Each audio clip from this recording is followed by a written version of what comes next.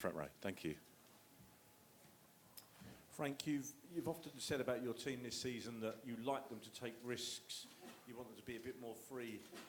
Is tomorrow night a night for that, or is it a night for being maybe a little bit more guarded against maybe a different class of opposition? I don't remember saying I want them to take risks too much. I mean, I suppose it depends on the game, type of game. I suppose that's where you're going with the question, is that there's a two-legged game against a very strong team. And I think with the Champions League, one thing that's clear is that your concentration and focus levels have to be absolutely top throughout both games. So I like us to take risk in attacking areas to try and create and score goals. We've created a lot this season. Great at the weekend was the fact that we won a game through taking chances with two great finishes. But no, in terms of our defensive mindset from back to front, we have to be really on it. And of course, defensively, there's no risk taking. Okay, yes, second row. Frank, hi. Obviously a really good performance from Olivier Giroud the other day. How pleasing was that, and will he start tomorrow night? Very pleasing, very pleasing. I don't want to go on who's starting or not. Part of the reason is because we've had a lot of recovery in between games. It's a tight turnaround. The effort put in against Tottenham in a London derby was huge. So I have to assess that all the way up to the game. But the way he played was fantastic.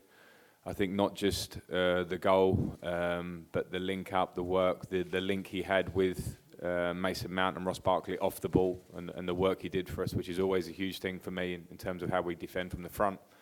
But I knew that. I rely on Ollie. I know I can. He's professional, he's quality, and he was great. So he's given me a lot to think about, obviously. Matt. Frank, Hansi Flick's just said that he thinks that Lewandowski is in the form of his life at the moment. Does that concern you at all? And will you as a team have to defend better than you have at any point this season tomorrow night? I say it doesn't say concern is the word. I think form of his life means something special with Lewandowski because of how well he's been consistently in Europe for the last how many years? I don't know. Goal scoring record, everything about him from a distance, from afar, is just top class. Everything about him, and having the opportunity to watch quite a lot of Bayern in the build up to this game, to look at them, that shines through. So of course he's going to be a huge threat. He's not the only threat, but he's the spearhead. They have a lot of threats in their team, so yeah, we'll have to be at our best. There's been games this year when we've been good, very good. We travelled in Ajax and had a fantastic game off the ball. We've had games like that in the league this year as well. But as I mentioned in the previous answer, like it's, the levels have to go up. When you get to knockout stage of Champions League against a team as good as Bayern Munich, the levels have to go up everywhere. Yes, Tony. Front row. Frank, I just wondered if you could take us through the injuries. Who's fit, who's not fit? Yeah, Christian Pulisic is still out. Callum Hudson-Odoi is out. N'Golo Kante's out. Pedro is back in contention, back in the squad, having missed a game with a small injury at the weekend. Is there anyone else you're thinking of? I'm sorry. Callum, I said he's out, yeah. Callum, he's not far away, but he's out for this game. Ruben's fit, he's in the squad. Okay, Ian. Frank, you'll have seen what Bayern did to Spurs earlier in the season, although the first half of that game, Spurs were very much in it. Is it a question tomorrow night you have to balance what Spurs didn't do on the night, which was they went chasing after Bayern got a goal? You have to balance out how you treat the game tomorrow night with it being two legs. Definitely, and I think if that's a big part of my job, because we've got players with Champions League experience in this group, but we've also got some younger players who are in the early stages of their careers, particularly the Champions League, and they have to understand what I keep talking about, levels going up, and what the mindset levels are. A big part of my job tomorrow is to explain to the players that over two legs, we need to be at our maximum. So going into the game, we must make sure that every detail is and every box is ticked in both games. So yeah, we have to make sure that we can't get caught up in game moments, because there will be times in the game where we will probably suffer, because Bayern Munich are an incredible side with the ball. We've got some really talented players who keep the ball, use the ball well. If we have to suffer, we have to suffer. So that's our job over the next two games of these. Okay, fourth row on this side. Thanks. Mr. Lampard, Blattmerk from Sport 1 in Germany. I'm sure you want to win the title, but what do you think about the chances of Bayern Munich in the Champions League this season? Are they a team which can win the title? Yes, for sure, they're a team that can win the title. When you go through their players, the talent in their team, the unity in their team, you know, they're sitting top of the Bundesliga for a reason. I know I had some difficulties earlier in the season, but it's a club that seems to overcome difficulties because of the strength of the players, the club itself, the structure, the fans. I've got a huge amount of respect for Bayern Munich for the times I went up against them as a player. So I think every year Bayern Munich can win the Champions League because they're so strong.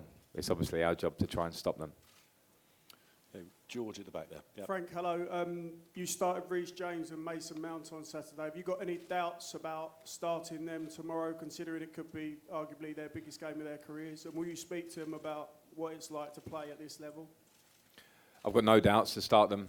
I trust in those two. I trust in all the young players that have been part of the squad this year. That's a huge part of what we're doing here, and the only reason I trust them is because they've earned trust with the way they play and the way they behave. I will speak to them.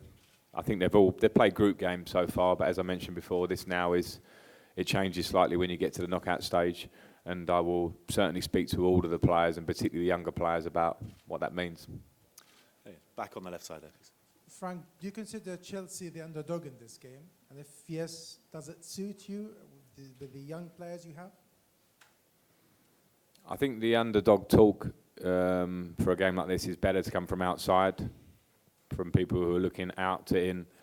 My job is just to prepare for the game, look at the opponent, see their strengths, see our strengths, can we find weaknesses there, and work on the game. I understand if people do call us the underdogs because Bayern Munich are so strong, and when you look at their team and the talent and the medals they already have, the experience they already have, maybe we don't have that experience, but these things are there to change. Being the underdog, if so, is there to turn it around, to overcome being an underdog. Those are the best stories in sport. So I don't get too caught up in what we're thinking before the game. I'm trying to be, or am focused on what it's going to take to try and win these two matches. We go Matt and then Jacob at the front there, please. Frank, seen a little video today of Cesar Azpilicueta taking you out with a two-footer in training earlier. I just wondered, though, if that gives a sense that maybe of how fired up the players are, that sense of taking it up a level. I don't know. I don't know if that directly relates. Thank God it was Aspie. He's in the team regularly. Like, you worry when it's someone who's not playing a lot that goes in with 2 feet. It's naturally Aspie's professionalism and way to train like that, to train as he plays. And wow, did he play like that against Tottenham as well?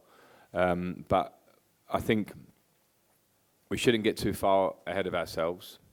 Our form in the league recently is something we've spoken a lot about, and we know we've not gained points that we should have done. The performances on Saturday against Tottenham was absolutely first class, off the ball and on the ball, but off the ball, which is what you need against a team like Bayern Munich. So the team are in a good place from the weekend. The team are, I think, feeling strong and feeling focused, but we have to deliver, and deliver that attitude you saw in Aspie's clip needs to be delivered for 90 minutes tomorrow. Frank, But not with 2 feet, obviously. maybe not quite that. Frank, I saw you said before the Spurs game that you'd held a meeting with the players and spoken about mentality. I wonder if you could elaborate a little bit more on that and what you felt needed to change. I just felt that, I suppose if you look at our recent form in the league, we're playing well, and it's difficult to keep saying that, but a lot of parts of our game are good. But the important parts of the game, which is final third, scoring goals, and finishing off what you're creating, and then making sure we don't concede by having absolute focus, was slightly short. But it's clear, it's slightly short, because if you have 20 shots in a game and don't score, and a team have 2 and score, and that's a little bit recurring, then that's an issue.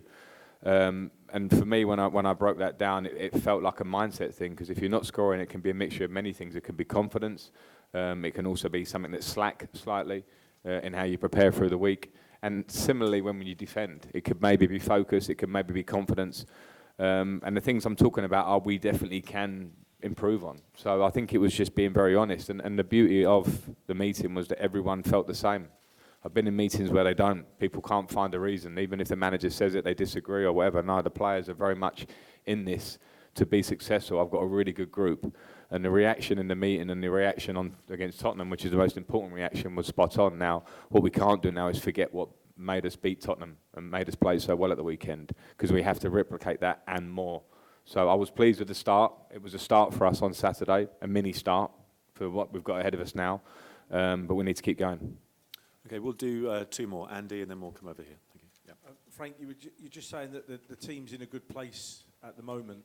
Is a lot of that down to the winter break? Because this game tomorrow is perhaps what it's all about, isn't it? It's giving you that extra bit of energy to go through into these latter stages of tournaments like this. Do you feel that you've had some palpable or tangible benefit already, and that maybe Bayern will come across a more energised Chelsea tomorrow than they might have done? I'm not sure. I liked the winter break. I thought it was a very positive thing for the Premier League teams, particularly the ones in Europe as we are now. Other countries, other European countries have breaks naturally themselves earlier on, over January, December, January, whatever it is. So I think we're all in a similar boat now, and we needed to get in that boat, and we weren't before. And a little bit of the mental freshness, I would say, as much as the physical, was seriously important for us. But it will only be proven in the results, Andy. You know, it depends now how we go about ourselves going forward. But hopefully there is a freshness and there's a focus, and we know the job's in hand now. It becomes very critical at this time of the season, which is what I like. It's what we play football for, is to play knockout football against the best teams in the world. So, you know, it should be easy to focus for that for us all. Okay, final question, please. Yeah, Frank, so after the Spurs game, Tony Rudiger came out and said that he felt as if racism had won in regards to the fact that no one was punished from the incident at the Tottenham Hotspur Stadium, and then that the Spurs fans booed him. Just want to hear your thoughts on that. Yeah, I answered this after the game at the weekend, and firstly, I completely support Tony, as I would support all my players in a similar instance. I don't think this club, well, it will continue to do a lot more, but it's up till now, it couldn't show more how much we defend our players and fight against anything like this. And it was an alleged incident. I'm behind Tony.